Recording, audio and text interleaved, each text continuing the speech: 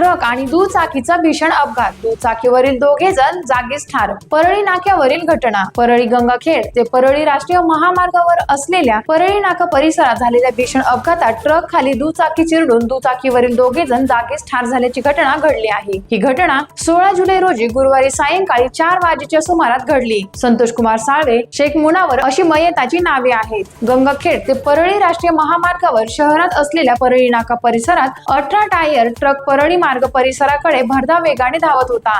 या ट्रक मध्ये बांधकामाच्या विटा भरलेल्या होत्या. दरम्यान गंगाखेड शहरातून परळी रोडवरील हॉटेलमध्ये चहा पिऊन पुन्हा दुचाकी शहरात येत होते.